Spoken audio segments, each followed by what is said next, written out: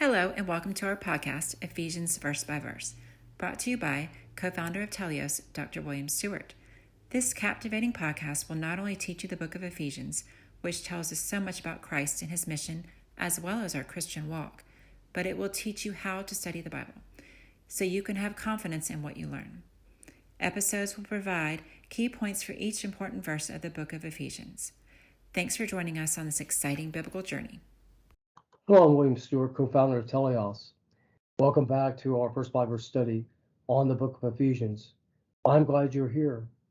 We're in chapter 4, and this is a section of Ephesians, chapters 4 to 6, where Paul discusses the Christian walk. And it begins first emphasizing that within the structure of the church and the fact that we're saved, and this was discussed in chapters 1 to 3, we are to be unified in doctrine and in loving one another. And this is all based upon the fact that we're saved.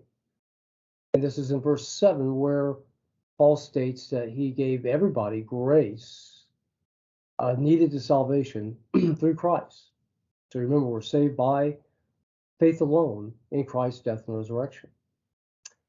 He then goes into a very interesting passage, starting in verse 8, quoting Psalm 68:18, written by King David, when he took Jerusalem.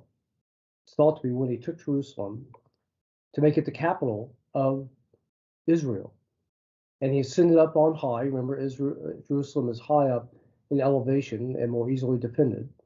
So he ascended, taking captivity captive. Otherwise, he ended the captivity of those people who believed and took them with him as he ascended, which types his ascension into heaven after his resurrection.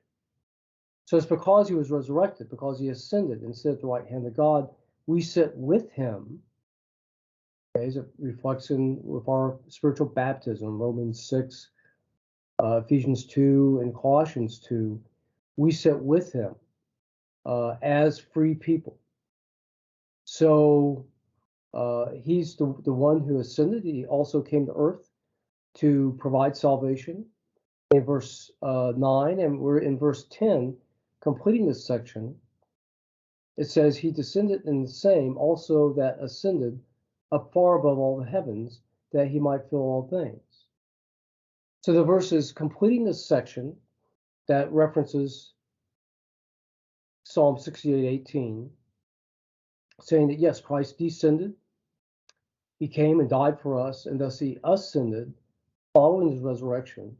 From there and this is taken from other verses like the end of Ephesians 1, Hebrews 8:1, where it says he sits at the right hand of God the Father, indicating his work for salvation is complete. And sitting there, he comes to head the church, which is the main point of the discussion here. It's pointing back to the church.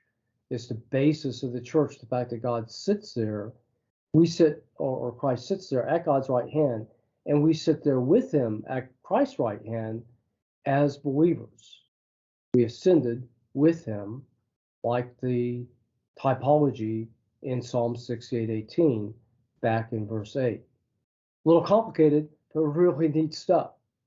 So then based on this, next time we'll start looking at the historical development of the church itself, and then move into how we are to act within the church, a little bit really in the second half of the chapter.